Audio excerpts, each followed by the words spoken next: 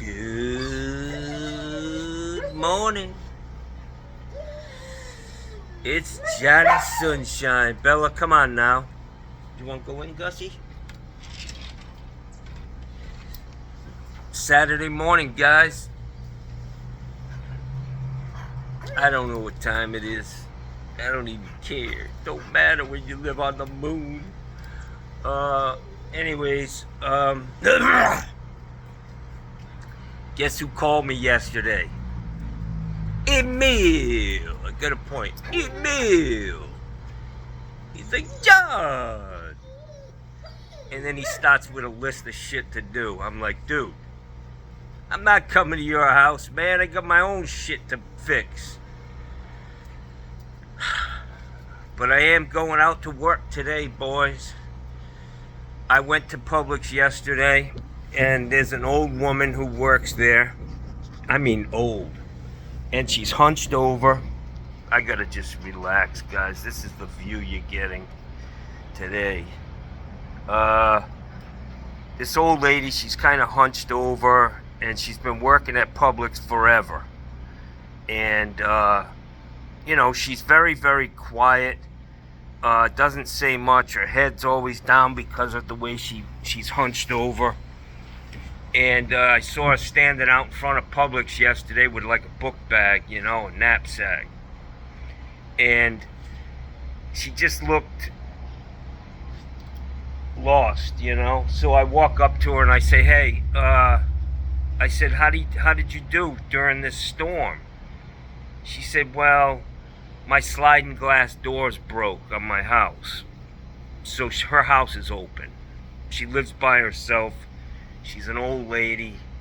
And she's very, very smart. I mean, she reads the New York Times every day. Some of you guys will say, oh, she's on that yet. But anyways, she's like, I said, well, you know, I can come by and fix that for you. Not fix the window, but at least board it up. And she's, I got to do that this morning. I got to go put I'm going to take a couple of these sheets of plywood and go board up her window, her slider. So I said, let me grab your book bag for you and we'll go back in the store. And I picked the damn thing up, and this lady's been working there for a long, long, long time. And the bag weighs like 50 pounds. And I'm like, Jesus Christ, no wonder why she's fucking hunched over. So I'm going to see, I got a lot of tool bags in my garage, knapsack type. And I'm going to see if I can get her one on fucking wheels, man. I mean, literally, there's got to be, you know what she's been doing over the years? She picks up every penny she sees laying in the parking lot or on the floor at the store. The whole bag is full of fucking change, pennies. It's a very sweet lady, very intelligent. She owns a house on a golf course. You'd never think that. You'd think that she was just a poor old lady struggling. Well, she is struggling. Money don't make any of this go away. But anyways, I gotta go help her, and while I'm out, I'm gonna go to Emil's house, because one of the things on his list of shit he thought I was gonna do for him is a broken window in his garage. And I said, well, I'll be over there to help you out. I got some plywood, and then I need to re-up on the plywood. If they have it at Home Depot, I need to get some. So, because we could have another storm coming. I gotta really look at the weather report. But Johnny's got shit to do today. All this shit in my yard can wait. What the fuck? It ain't going nowhere. All these people down here, they're so in this routine. And I guess it's great. I mean, it's really the smart thing to do with the cleanup. They come marching out of their house like troopers, you know, and start dragging their shit out like it didn't happen, man. I'm not that way. I mean, I did the best I could, but my place is a fucking mess, man. I'm telling you that this property, even on when things are the best, it's a fucking 3-man crew job 24/7. Whatever. Yeah. You know what I'm trying to say. It's a fucking job. I need a crew working here. Anyways, I got my guest house back, and just looking over into that house and knowing my mom was there, and it just feels like home again. It feels like, you know, like that was just like a bad energy for me, man. That house, the way it was being used, just like a hole in the fucking wall, which it's not. It's a beautiful place, and I got to get my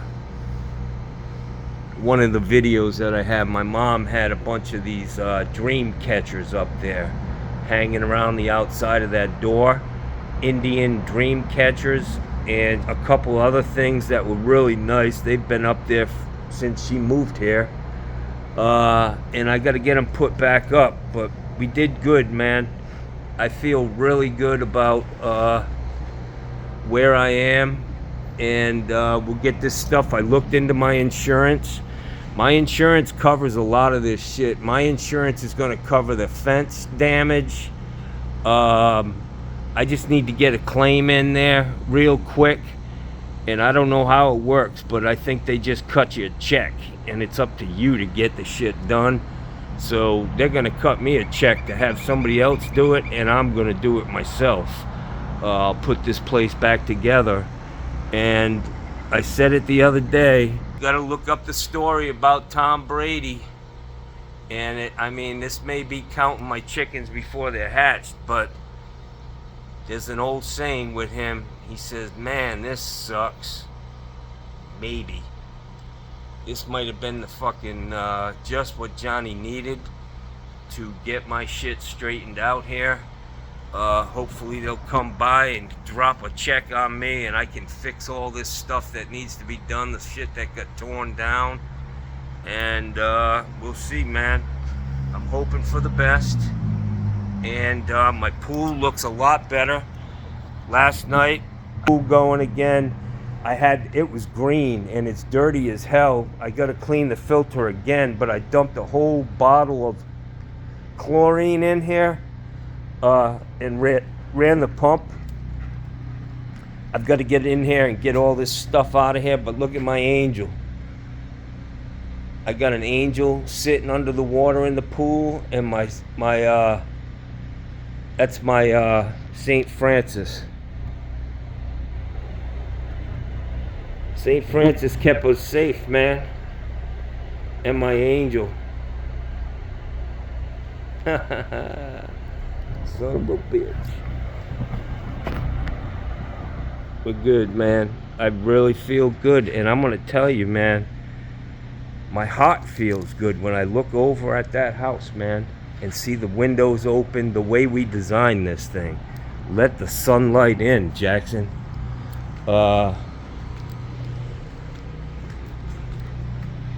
My mom loved this place, man, and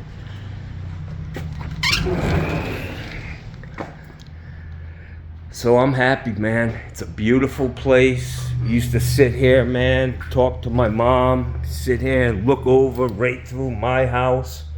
This is what it's all about, man. This was the design of this place. Hello, Gussie. And I can't let you guys in here because you're stinky.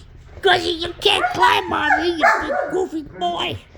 Oh, you're a good man. I just love you. Oh, Bella, stop talking to me.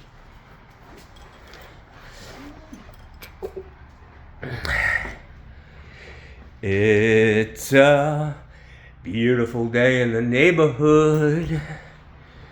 Let's get her done, guys. I got to do a little bit of charity work this morning.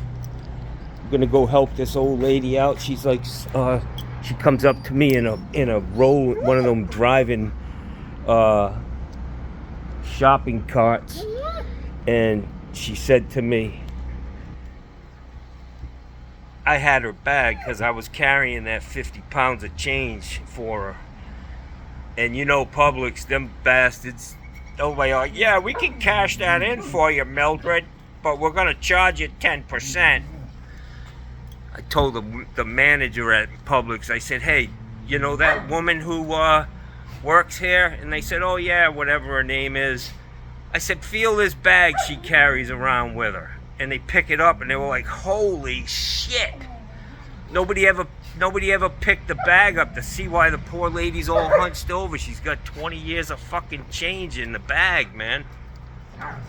So anyway, she rolls up in her shopping cart and she's like, how much are you gonna charge me for this? I said, I'm not charging you, honey. Don't worry about it. I'll go take care of you. A couple sheets of plywood, man. In an hour's time, I'm pretty good at putting this shit up now. Pretty easy. I'll take the pile of screws I took out, tap cons, go get her up, and then I gotta go to fucking Emil's house. Emil, fix him up too, and then I'm coming home. I got my own fucking shit. So listen, guys, I gotta tell you, man, I got this one customer, man. This kid I work for. He owns investment property. He calls me up. He's been calling me for like 6 fucking days. He even sent me a video. He's like, I got a water leak. Can you? He's been literally incessant calling through this whole fucking thing. I didn't respond totally. I looked at the video. He's got a main shutoff valve going through the house, coming up the side, outside of the house. And the 90 that goes into the house has a pinhole leak in it, and it's shooting water straight out. He's called me no less than 12 fucking times. I finally last night texted him. I said, put a fucking goddamn hose clamp and some rubber on it. What the fuck, pal? I said, I'm up to my earlobes in my own fucking problems. I can't help you, man.